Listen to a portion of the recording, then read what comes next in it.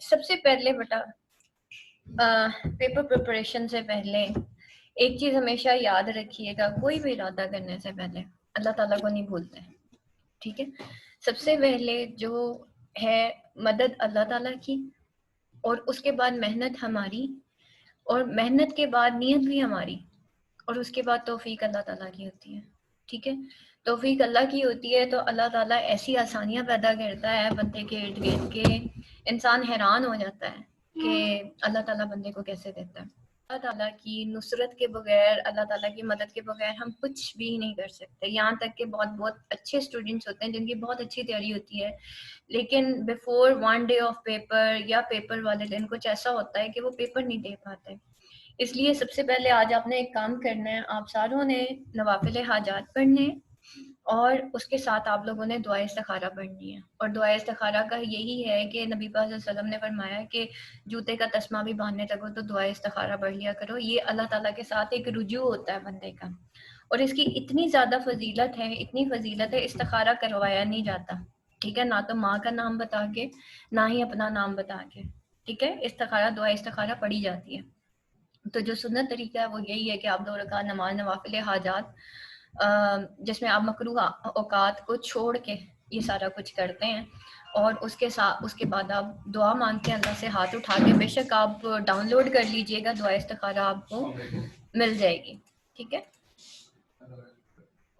अच्छा बेटा, इसमें सिंपल यही होता है, 2 रकात नमाज नवाफिल हाजात, और उसके साथ आप पहली रकत में जो सुन्नत, वैसे तो कुछ भी पढ़ सकते हैं, जैसे हम सुबहानक अल्लाहुम्मा पढ़ते हैं, फिर उसके बाद अल्हम्दुलिल्लाह पढ़ते हैं, उसके बाद कोई और सूरत पढ़ते हैं। तो उस सूरत में जो सुन्नत है, जो बेहतरीन तरीका है नवाफिल पढ़ने का, वो ये है कि पहली रकत में कुल या अय्युहल काफिरून पढ़ा जाए, और दूसरे में कुल हु अल्लाह पढ़ी जाए। लेकिन वैसे आप कोई भी पढ़ सकते हैं, कोई ये नहीं है कि हार्ड एंड फास्ट रूल नहीं है, लेकिन नबी वसल्लम इस तरह से पढ़ा करते थे। और उसके बाद जो है आप दुआ मांगते हैं, हाथ उठाते हैं, और उसमें दुआ इस्तिखारा पढ़ी जाती है। उस दुआ इस्तिखारा का मफहूम ये है कि या अल्लाह, जो तू जानता है वो मैं नहीं जानती। ठीक है, अगर ये चीज़ मेरे हक में बेहतर है तो उसको मेरे लिए आसान कर दे, अगर नहीं मेरे हक में बेहतर तो उसको मुझसे दूर कर दे, और मेरे लिए और मुझे उस पर राज़ी कर दे। ठीक है, यानी कि अल्लाह ताला दूर भी अगर कोई चीज़ करता है तो उस पर बंदे को राज़ी करता है। बेटा, ज़िंदगी गुजरती है पिक एंड चूज़ के साथ। लाइफ आपको ज़िंदगी में बहुत सारी अपॉर्चुनिटीज़ मिलती है, इंसान को कुछ को छोड़ना पड़ता है, कुछ को पिक करना पड़ता है। मैं आपको छोटी सी मिसाल देती हूँ। मैं आप लोगों को 1-2 दफ़ा मैंने पहले भी अपनी लाइफ के बारे में बताया है कि मतलब मेरा निकाह हो गया था 9th क्लास में, और मुझे पता था या तो मेरी मैट्रिक के बाद शादी हो जाएगी या मेरी एफएससी के बाद शादी हो जाएगी, और मैं टॉपर थी, मुझे डॉक्टर बनने का बहुत शौक था। लेकिन यकीन जानिए, at that time when I have change my subjects के मुझे नहीं डॉक्टर बनना, बिकॉज मेरी सर्कमस्टांसेस मुझे इजाज़त नहीं दे रहे थे। इंसान फेल पता क्यों होता है? क्योंकि उसके एम्स बहुत छोटे होते हैं। यानी कि मैं डॉक्टर बन गई, डिग्री मिल गई, बात खत्म हो गई। ठीक है, उसके बाद भी फिर मेरी लाइफ कामयाब नहीं है तो क्या फायदा हुआ? ठीक हो गया, क्योंकि उसके एम्स छोटे होते हैं। अगर उस टाइम मैं उस फील्ड पे चलती, पहले सबसे पहले फसाद होता घर के अंदर। ठीक है, क्योंकि जाहिर बात है अलाउ नहीं था। ये अपने हकूक के लिए फजूल में जंग लड़ना ना बेटा, ये एक बहुत ही अजीब सी चीज है। अक्लमंद इंसान वो होता है कि जो पहाड़ सामने आए ना तो उस पहाड़ पे टक्कर मार देता है, और ना ही वहां पे गाड़ी रोक देता है। अक्लमंद इंसान वो होता है, सामने पहाड़ होता है, गाड़ी भी उसके पास होती है, लेकिन वो एक या तो यू टर्न ले लेता है, या एक डाइवर्जन वाला रास्ता, सड़क खराब होती है ना, एक डाइवर्जन भी होती है। वो थोड़ी सी देर लगेगी आपको अपने पॉइंट में, मंजिल पे पहुंचने वाली, लेकिन आप सुकून से पहुंचेंगे और आप रिलैक्स भी फील करेंगे। तो after that I have decided, तो वो सारी चीज़ें, तो मैं आज सोचती हूँ कि अगर मैं डॉक्टर होती तो आज मैं यहाँ ना होती। ठीक है, तो ये सारी चीज़ें होती हैं। ठीक है, तो उस वक्त अगर मैं वो चीज़ चूज़ करती और ये सारा कुछ करती तो आज आसमा शेख आपके सामने नहीं होना था। मुझे पता था क्या मैंने ये करना है, लेकिन क्या था कि जो किस्मत में मिला मैं उस पर बड़ी राज़ी थी। मैंने कहा या अल्लाह, जो तू करेगा ना वही मेरे हक में बेहतर है। यहाँ तक कि एमए इंग्लिश लिटरेचर को सिलेक्ट करना, मैं कैसे एमए तक पहुंची, मैंने कहा ना हम अल्लाह से हम कहते हैं या अल्लाह अगर ये चीज़ मेरे हक में बेहतर है तो उसको मेरे लिए आसान कर दे, नहीं हक में बेहतर तो उसको मुझसे दूर कर दे। तो अल्लाह ताला ने मेडिकल फील्ड मुझसे दूर कर दी और एक और फील्ड अल्लाह ने मेरे से चूज़ करवा ली और वो थी कंप्यूटर साइंसेस। आईसीएस मेरा कंप्यूटर साइंसेस में हुआ। आफ्टर दैट जो है बीए मेरा प्राइवेट था, क्योंकि उस वक्त मेरे 2 बच्चे थे, शादी को भी तकरीबन 7 साल हो चुके थे। तो बेटा इस तरीके से ज़िंदगी में अगर देखें उस वक्त मैं ना छोड़ती तो उससे बड़ा ना मिलता। तो बाज़ औक़ात इंसान को छोटी चीज़ें छोड़नी पड़ती है ताकि आगे आपके लिए एक बड़ी चीज़ इंतज़ार कर रही होती है। अगर एक इंसान सोच लेना मैंने 10,000 की ही जॉब करनी है, वो 10,000 तक ही बाउंड रखे रहेगा, उससे आगे नहीं निकल सकता। आपने भी अपनी ज़िंदगी में ये रूल्स अप्लाई करने हैं बेटा। ज़िंदगी में वो कहते हैं ना, ले सांस भी आहिस्ता के नाजुक हैं बड़े काम। आपका एक फैसला आपकी ज़िंदगी संवार भी सकता है और आपकी ज़िंदगी उजाड़ भी सकता है, ठीक है। In the age of 36, at this time I am 36 year old, ठीक है। 36 ईयर्स की एज में मैंने फजूलियात को छोड़ के, जिसमें WhatsApp, Facebook and so on, ना तो मेरे पास कभी लैपटॉप था, ये सिर्फ ऑनलाइन एकेडमी के लिए स्टार्ट हुआ। मेरे पास लैपटॉप आया, ज़रूरत के तहत आया। मेरे पास मोबाइल आया, ज़रूरत के तहत आया। तो बेटा ज़रूरत के तहत चीज़ें ज़रूर इस्तेमाल करें, लेकिन चीज़ों को ज़रूरियात नहीं बनाना। एमए इंग्लिश लिटरेचर की डिग्री हासिल करनी है, लेकिन शऊर के लिए हासिल करनी है। आपकी नीयत अच्छी होगी तो अल्लाह भी आपका साथ देगा। अल्लाह ऐसे साथ नहीं देता, हम कहते हैं जी अल्लाह सबके साथ है, अल्लाह बड़ा मेहरबान है। बेशक मेहरबान है, लेकिन अगर वाकई अल्लाह की नुसरत चाहिए तो फिर अपना गुमान बुलंद करें, अपना विजन ब्रॉड करें। एंड वन थिंग मोर, कि fortune favours the bold. Bold इंसान वो नहीं होता जो मियाँ से लड़ना शुरू कर दे, ओहो तुम तो मुझे एमए इंग्लिश नहीं करने दे रहे, तुमने मुझे किताब के पैसे नहीं दिए और तुम बच्चों को नहीं संभालते। नहीं, आपकी फैमिली आपकी प्रायोरिटी है, ठीक है। आप ही ने उसको देखना है, आपने बच्चों को भी देखना है, अपने घर वालों को भी देखना है, और यकीन जानिए इससे आपको सुकून मिलेगा, ठीक है। बच्चों के बीच में बैठ के पढ़े। अगर बच्चा तंग कर रहा है उसको हक कर दें, हक करें, थोड़ी देर 5 मिनट बिठा लें उसको साथ, वो थोड़ी देर में ठंडा हो जाएगा, वो चला जाएगा खुद ही। इतनी सी बात होती है। लेकिन अगर आपकी वजह से वो बच्चा इरिटेट हो रहा है, इरिटेट बच्चा खुद नहीं होता, ठीक है। तो आपने खुद अपने घर का माहौल सुकून में रखना है, स्पेशली एग्जाम्स के दिनों में ज़रूर रखना है। किसी के साथ बहस नहीं करनी, चाहे वो बहन है, मियाँ है, सास है, नंद है, अम्मी है, अब्बू है, कोई कुछ भी कहता है just keep quiet and go. जिनके इरादे बुलंद होते हैं वो इर्द गिर्द के लोगों को जवाब नहीं देते। अगर आप जवाब देने में लग जाएंगे, आपके गोल्स आपके हाथ से गए। इट मीन्स कि आपका गोल ये नहीं है कि आप एमए इंग्लिश लिटरेचर कर रहे हैं, आपका गोल ये है कि आपने 10 लोगों को 4 सुनानी भी है। तो वो वाला गोल, वो एक फजूल गोल है, उसको साइड पे रख दें, जो असल गोल है उसको देखें। अब आ गया आपका एमए इंग्लिश का मसला, ठीक है बेटा। ये सारी चीज़ें, पेपर, इंग्लिश और हर चीज़, ये आपकी साइकी से रिलेट करती है। मारिया, मुझे लगता है आपका बेटा इंटरनेट का इशू है, इस वजह से आवाज़ कट रही है। मैं ना रिकॉर्डिंग कर रही हूँ, मैं बाद में शेयर कर दूंगी। तो बेटा ये सारी चीज़ें जो है ना सबकॉन्शियस से रिलेटेड होती है, फिर चाहे एमए इंग्लिश का पेपर ही क्यों ना हो, ठीक है। आपने देखा इस एकेडमी में मार्क्स कितने आते हैं, जस्ट किस वजह से, कि बच्चे का जो गुमान, उसका जो बैक ऑफ द माइंड है, उसमें एक चीज बिठाई जाती है, that is the struggle. Struggle करनी है, आगे जाना है, अपने आप को पॉजिटिव रखना है, दिमाग से खाली चीजें निकाल दीजिए, फजूल चीजें निकाल दीजिए, फिर देखें कि माइंड कितना अच्छा काम करता है। यहाँ पे इकरा आई हैं, अभी ऑनलाइन बैठी हुई हैं। इकरा जब मेरे पास आई थी तो मुझे आज भी याद है, Iqra was just like confuse state of mind, but now she is very confident. तो दैट इज द थिंग जो कि इस एकेडमी में सिखाई जाती है बच्चे को। बेटा आप एमए इंग्लिश लिटरेचर कर लें, लेकिन आप किसी से कॉन्फिडेंटली बात नहीं कर सकते, तो फिर क्या फायदा हुआ ऐसी लाइफ का, ऐसी डिग्री का कोई फायदा नहीं है। But she is very confident now, ठीक है।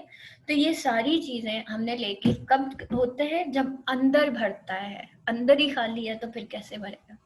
इसी तरीके से एग्जाम्स के दिनों में आप लोगों ने एक काम करना है, पैरों के तलवों में ना आप सारों ने तेल जरूर लगाना है, और ये पैरों की उंगलियों के दरमियान कैलूला 15 मिनट का मस्ट करना है। दोपहर में बेशक ना सोएं, दोपहर का खाना खाएं, आपने सोना है। 10-15 मिनट्स आप लोगों ने नैप जरूर लेनी है, वो ब्रेक होता है, बस लेट जाए 15 मिनट के लिए। यू विल फील के यार मेरी आज ना माइंड की एनर्जीज डबल हो गई। अर्ली मॉर्निंग उठना है, अपना स्केड्यूल सेट करें। आज क्या 10 तारीख हो गई है, इट मीन्स के we have only 15 days left. 15 days के अंदर आप लोगों ने क्या करना है, जो आखिरी 5 दिन हो गए, 4 दिन सॉरी, वो हो गए पोइट्री के। ठीक है, सिर्फ 4 दिन आपने पोइट्री को देना, क्योंकि पोइट्री का आपका कोई खास सिलेबस नहीं है। ठीक है, और उससे पहले पहले के जो आपके हो गए 15 से 16 दिन, वो आप लोग देंगे अपने बाकी सब्जेक्ट्स को।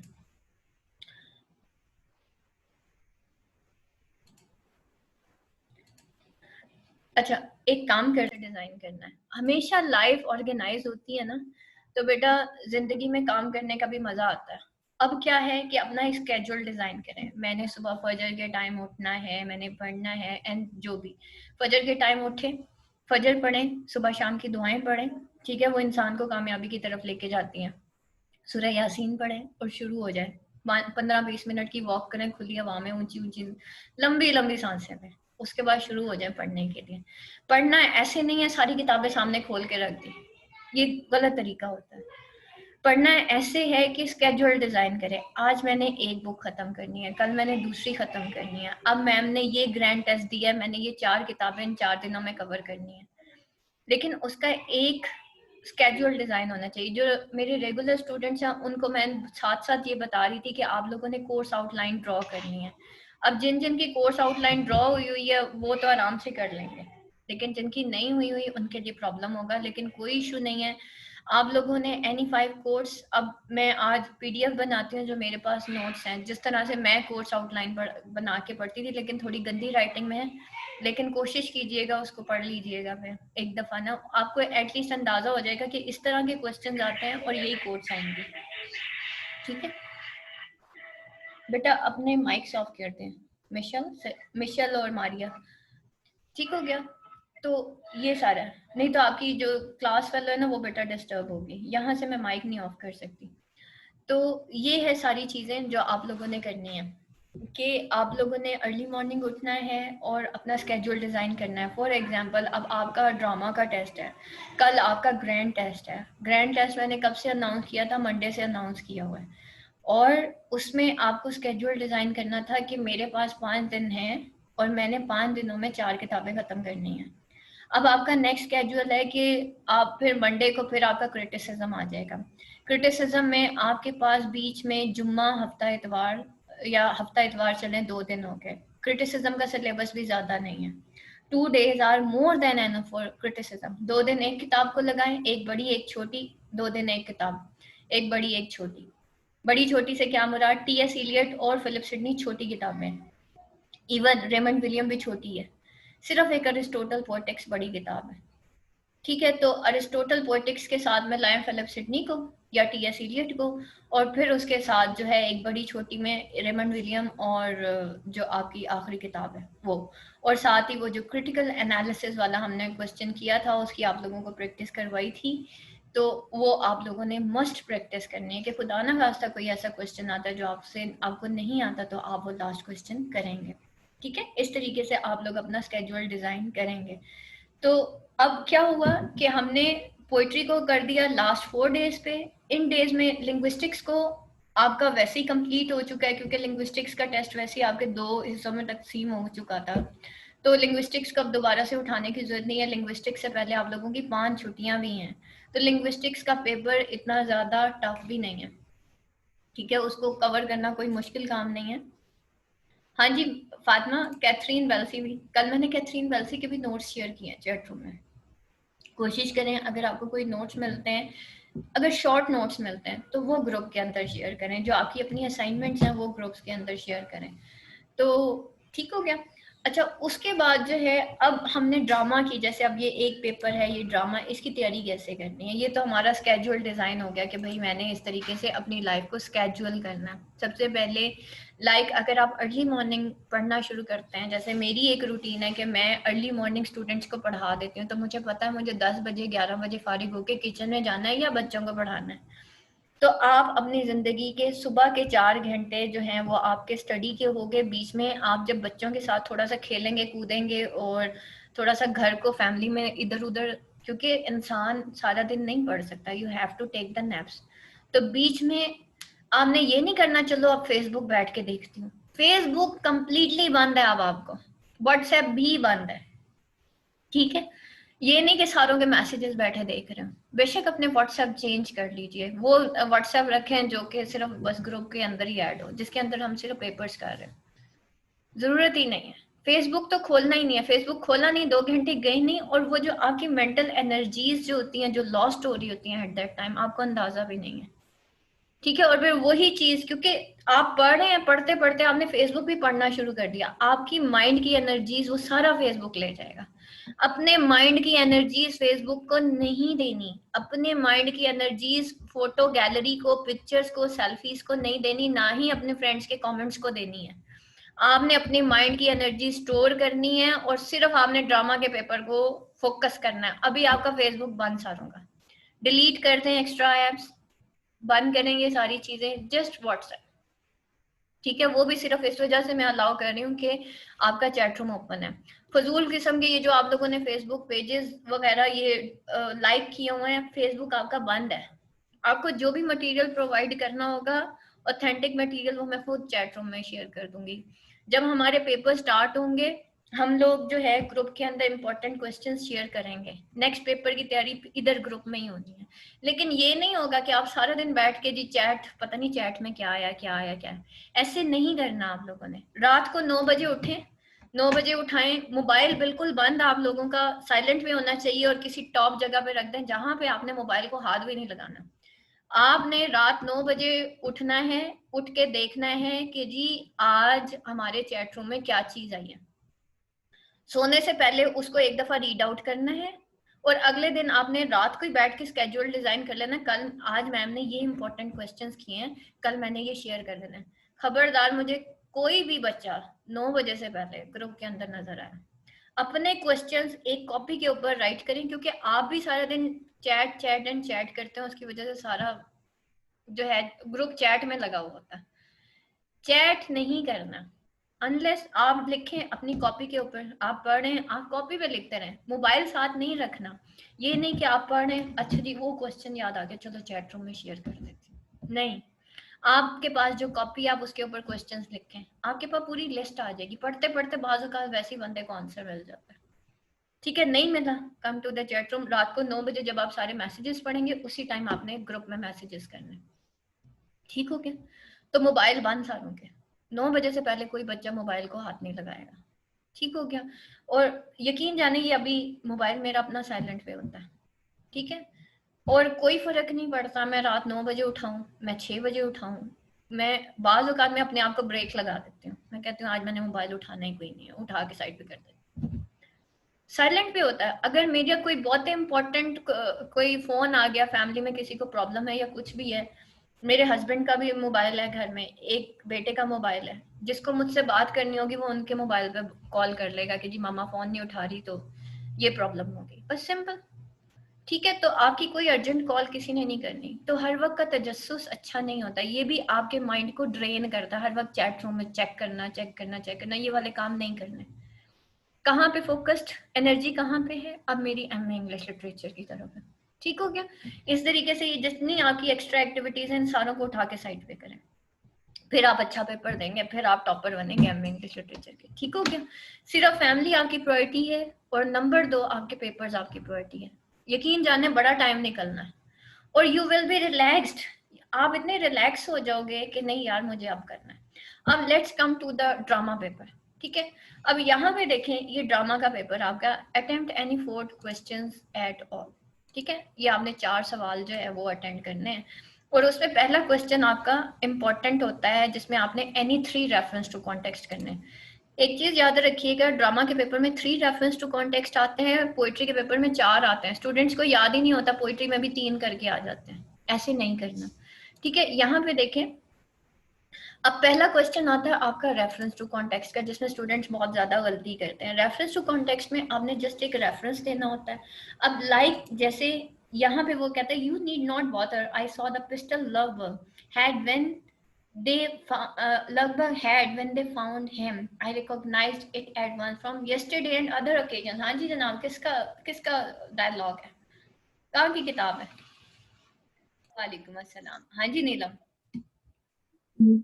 मैम एक्ट 4 है और ये जज ब्रेक के कोर्ट्स हैं, उसका सेंटेंस है कि उन्होंने वो रिकॉग्नाइज कर लिया था हैडा का रिवॉल्वर, एग्जैक्टली तो उसी को वो उसी के थ्रू ब्लैकमेल करने के लिए कह रहे हैं कि वो I have recognise. Exactly context ये है कि रेफरेंस ये है कि these lines are taken by Hedda Gabler, written by Henrik Ibsen, ठीक है, and the act is act 4 and by act 4। ठीक हो गया। अब कॉन्टेक्स्ट पे आ जाए। कॉन्टेक्स्ट ये है कि जी हेडा गैबलर की जो पिस्टल्स थी ना, जो लवबर्ग से मिली थी, जज ब्रैक को पता चल गया कि ये हेडा गैबलर की है। और जज ब्रैक जो है वो शुरू से ही हेडा को क्या करना चाहता था, वो उस ट्रायंगल का हिस्सा बनना चाहता था, यानी कि वो इलिसिट लव अफेयर जो है वो हेडा के साथ कायम करना चाहता था, क्योंकि हेडा बहुत खूबसूरत थी। तो दैट्स वाई अब वो उसको ब्लैकमेल करने की कोशिश कर रहा है कि भाई देखो वो जो पिस्टल्स हैं वो मैंने रिकॉग्नाइज कर ली हैं। ये जस्ट इतना सा इसका कॉन्टेक्स्ट होता है, ठीक है। आप बता दीजिए कि हेडा जो है वो एक एरिस्टोक्रेटिक लेडी है, जबकि जज ब्रैक जो है वो एक लॉयर है, जो कि उनके फैमिली के जो प्रॉपर्टी मैटर्स है वो देखा करता था, ठीक है। टेस्टमैन के फैमिली के प्रॉपर्टी मैटर्स जो है वो सारे वो जज ब्रैक देखा करता था, ठीक है। आगे आपने इसका कॉन्टेक्स्ट दे दिया कि भाई उसका रिवॉल्वर जो है उसको गन लग शॉट हो गया है, उसने अपने आप को शॉट कर लिया है, और वो एक क्या नाम था उसका, लवबर्ग ने। और उसके बाद जो है उसने क्या किया है कि वो जख्मी हालत में है, और जज ब्रैक ने जो है उसकी पिस्टल्स जो हैं वो पहचान ली हैं। एक्सप्लेनेशन में आपने इन 4 लाइन से बाहर नहीं निकलना। वो कहता है यू नीड नॉट बॉदर, तुम्हें बॉदर करने की जरूरत नहीं है। I saw the pistols Lovborg, मैंने वो पिस्टल्स देख ली हैं जो लवबर्ग के पास थी। They found him, I recognised it, मैंने उसी वक्त उसको ढूंढ लिया है, from yesterday and other occasion. इससे पहले कॉन्टेक्स्ट ये था कि लवबर्ग और टेस्टमैन और जो जज ब्रैक होता है, वो तीनों जो है वो कहाँ जाते हैं, वो मतलब बाहर निकलते हैं ताकि वो थोड़ा सा एंटरटेन कर सके, और वो एक पार्टी में जाते हैं जहाँ पे ये सारा सिनेरियो क्रिएट होता है, जिसमें लवबर्ग को गन शॉट हो जाती है। At the end you have to, मतलब जब आप इन 4 लाइंस को एक्सप्लेन कर लेंगे, तो उन 4 लाइंस के बाद आप इसकी क्रिटिकल कमेंट्स लिखेंगे। लाइक आप बताएंगे कि इसके अंदर जो है, जो राइटर है वो बताना चाह रहा है अबाउट दैट सोसाइटी जिसके अंदर औरत को आज़ाद, मतलब वो एक फेमिनिस्टिक ड्रामा है जिसके अंदर औरत जो है वो she wants to be emancipate ना, कि वो आज़ाद होना चाहती थी। एक इमेंसिपेटेड वीमेन जो है उसको उसने शो किया है कि भाई वीमेन को भी आज़ादी मिलनी चाहिए, और ये एक फेमिनिस्टिक ड्रामा है। और अगर जो है, और उस एंट्रैप में ना सिर्फ उस सोसाइटी ने हेडा को एंट्रैप किया, बल्कि उसके इर्द गिर्द के जो जो उसके इर्द गिर्द के हैं लोग हैं, उन्होंने भी उसको किस तरीके से एंट्रैप किया, एंड फाइनली उसकी जो है क्या कहना चाहिए, एक डाउनफॉल हुआ। ये आप लोगों ने बताना है, ठीक है। अब आया रेफरेंस टू कॉन्टेक्स्ट। रेफरेंस 1 या 2 लाइंस का होता है, ठीक है। कॉन्टेक्स्ट जो है उसके अंदर आप कुछ भी लिख सकते हैं। कुछ भी से मुराद ये नहीं है कि बहुत कुछ लिख दिया, कुछ भी से मुराद ये है कि जो आपके जहन में अबाउट दैट एक्ट 4 आ रहा है, जैसे मैंने अभी आप लोगों को बताया, आप उसका एक लुब्बे लबाब लिख दें जो कि 4 to 5 लाइन से ज्यादा का ना हो। उसके बाद जो एक्सप्लेनेशन के मार्क्स होते हैं वो 5 मार्क्स होते हैं। रेफरेंस और कॉन्टेक्स्ट के मार्क्स मिला के 3 नंबर होते हैं। एक्सप्लेनेशन के 5 नंबर होते हैं। उन 5 नंबर को बेटा आप लोगों ने 3 नंबर आपके पक्के होने चाहिए। अगर कॉन्टेक्स्ट आपने सही लिख दिया ना, 2 नंबर पूरे हो जाते हैं। बाज औकात एग्जामिनर आपको 1.5 नंबर भी दे देता है, 2 भी दे देता है, ठीक है, 2 पूरे भी आ जाते हैं कॉन्टेक्स्ट में, लेकिन आपका जो एक्सप्लेनेशन है वो जो है आपकी लाइन से बाहर नहीं आना चाहिए। यानी कि अगर वो कह रहे हैं ना, आपने बताना है कि भाई ब्रैक इसमें यूं यूं बोल रहा है, किससे मुखातिब है, वो हेडा गैबलर से मुखातिब है। तो Brack is talking to Hedda और telling Hedda about the guns that he has, मतलब उसने जो डिस्कवर कर ली हैं, और उसके बाद आप इन्हीं लाइन से रिलेटेड सारा बताएंगे, और आप बताएंगे कि ये फेमिनिस्टिक नॉवल है, ये उस वक्त की 19th सेंचुरी नॉर्वेजियन सोसाइटी है जिसके ऊपर एक सोशल सटायर की है किसने, हेनरिक एब्सन ने। ठीक है, तो ये सारी चीजें ये उसकी क्रिटिकल कमेंट में आ जाएगी। ठीक है, और इस तरह से कहीं बहुत सारी ऐसी खवातीन होती हैं कि जब उनको नहीं इजाजत मिलती कि अबाउट कि वो अपनी एनर्जीज को यूज करें, तो हम जब अपनी एनर्जीज राइट डायरेक्शन में यूज नहीं करते तो ऑटोमेटिकली हमारी एनर्जीज नेगेटिव साइड में लगती हैं। फॉर एग्जांपल मैं आपको एक छोटी सी मिसाल देती हूँ, हम जो घरेलू औरतें होती हैं आजकल का जो मैंने दौर देखा उसमें हम नेगेटिव अपनी एनर्जीज कहाँ पे लगा रहे हैं, या तो हम लोगों के बारे में सोचने में लगा देते हैं, फलाने ने मुझे ये कह दिया या वो कह दिया, उसके बाद फेसबुक व्हाट्सएप की बारी आ जाती है। तो उस वक्त तो फेसबुक व्हाट्सएप नहीं थे जब हेडा गैबलर लिखा गया, तो उस वक्त की खातून ने क्या किया, उसने गन उठा ली और गन के साथ उसने खेलना शुरू कर दिया और फाइनली उसका डाउनफॉल हुआ। तो इसी तरीके से ये जो हमारे हाथों में चीजें आ गई हैं ये भी जो है वो गन्स ही हैं। ठीक है, और इसकी वजह से हमारी पूरी जो सोसाइटी होती है उसका डाउनफॉल होता है। ठीक है, तो that is the basically the failure of that society, that is also the aristocratic society, that is the Norwegian society. But उसके अंदर औरत को आज़ादी नहीं थी कि वो अपनी मर्जी से कहीं पे भी काम कर सके, बाहर निकल सके। इस वजह से और औरत ने भी फिर क्या किया कि वो बजाय इसके कि अपनी एनर्जीज किसी पॉजिटिव साइड में लगाती, मतलब उसको बच्चे पैदा करने का शौक नहीं था, उसको वाइफ का लेबल लगाने का शौक नहीं था, तो दैट्स वाई, तो दोनों तरफ से ही कहीं ना कहीं हमार्शिया जो था हेडा का भी था और कहीं ना कहीं सोसाइटी का रोल भी था। ठीक है, तो दैट इज द बेसिक, इसकी जो क्रिटिकल कमेंट्री होती है वो जस्ट इतनी होती है कि आपने उसका मेन जो थीम होता है उस क्रिटिकल कमेंट्री में बताना होता है, दैट्स ऑल। ठीक है, उसके बाद ये नेक्स्ट है, you must try to understand thing. अच्छा, फिर यहाँ पे देखें, the demon in Hedda wants to influence one but when it happens she disposes him, कि डेमन यानी कि इवल जो था हेडा का, वो क्या था, वांट्स टू इन्फ्लुएंस वन, उसको इन्फ्लुएंस करना चाहता था, उसको मतलब वांट्स टू इन्फ्लुएंस वन, वो एक को इन्फ्लुएंस करना चाहता, but when it happens she dispossess, यानी कि हर एक को वो इन्फ्लुएंस करना चाहती थी हेडा।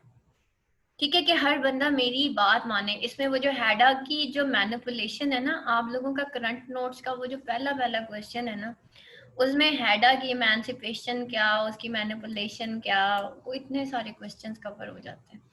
ठीक है, तो वो डेमन जो था हेडा का, वो एक को इन्फ्लुएंस करना, but when it happens she disposes him, लेकिन जब वो हैपन हो जाता था, यानी कि एक इंसान जब उससे इन्फ्लुएंस हो जाता था तो वो उसको डिस्पोज कर देती थी। जस्ट लाइक पहले उसने लवबर्ग के साथ ऐसे किया कि पहले उसने इन्फ्लुएंस किया लवबर्ग को और फिर उसको डिस्पोज कर दिया।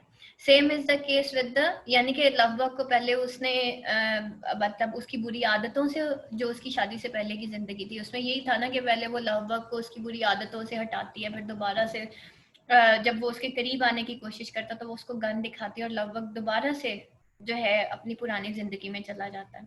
फिर उसके बाद वो जो थिया आती है, थिया के साथ भी वो क्या करती है कि वो जब थिया उससे इन्फ्लुएंस हो जाती है लेकिन बाद में वो थिया को डिस्ट्रॉय करने की कोशिश करती है, उसको डिस्पोज करती है, किस तरीके से वो उसको यूज करती है। ठीक है, तो ये सारा, और उसके बाद जब लगभग दोबारा आता है और वो ये देखती है कि भाई लगभग पर इन्फ्लुएंस अब थिया का है, तो finally she wants to dispose both of them.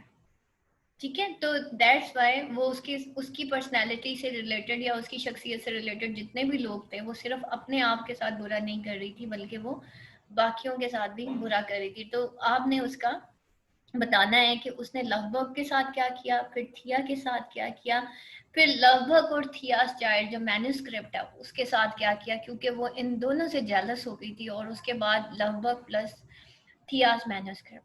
ठीक है, तो वो किस तरीके से उसका मैन्युस्क्रिप्ट जलाती है, ये सारी चीजें आपकी यहाँ पे आ जाएंगी। नहीं, डिस्पोज मीन कि उसको डिस्पोज कर देना, फेंक देना। डिस्पोज होता है किसी कागज के टुकड़े को उठा के रद्दी में फेंक देना, यानी कि वो उसको उसका डाउनफॉल का बायस बनती थी। जैसे लव बर्ग को पहले उसने सही किया, उसके बाद फिर उसको दोबारा से शराब के रास्ते दिखा दिए ना। फिर वो जब दोबारा उसकी जिंदगी में आता है तो फाइनली वो उसको कहती है कि अब ये गन पकड़ो और जाओ भाई अपनी, मतलब यू हैव टू शॉट और विद वाइन लीव्स। तो वो वाइन लीव्स क्या होता है, वो बेसिकली क्या चाहती है कि हर बंदा मेरे तरीके से सही हो जाए और मेरे ही तरीके से गलत हो जाए। जी जी बिल्कुल ऐसे ही है। हेडा के कैरेक्टर में सब कुछ यही उसमें दिखाया गया। How far would you agree cherry orchard represents a conflict between modernity and traditional Russian society? हाँ जी बेटा, किसी का हैंड रेस हुआ है। अच्छा, अब क्या है कि conflict between modernity and traditional Russian society, theme of change is the most important thing जो कि ड्रामा के पेपर में आती है। नंबर 1 ट्रेजिक कॉमेडी, और नंबर 2 थीम ऑफ चेंज, और नंबर 3 आपका theme of memory. Theme of change आप लोगों को मैंने करवाया था जहांगीर क्रैम सीरीज से, अगर आप लोगों को याद हो तो। ठीक है, तो वो कन्फ्लिक्ट जो है वो किसमें है, मॉडर्निटी और ट्रेडिशनल रशियन सोसाइटी में। एलैबोरेट योर आंसर, अपना आंसर एलैबोरेट कीजिए। उसके बाद है critically examine the play Galileo Galilei in the light of epic theatre, और फिर एग्जामाइन करें play Galileo Galilei in the light of epic theatre. Epic theatre जो है वो आपको रेमंड विलियम में भी बहुत अच्छा सा मिल जाएगा। इसके मैंने आप लोगों को एक्स्ट्रा नोट्स भी शेयर किए थे। आज एक स्टूडेंट ने ना एक क्वेश्चन शेयर किया होता, सर ना क्या क्वेश्चन था आपका, वो भी ये एपिक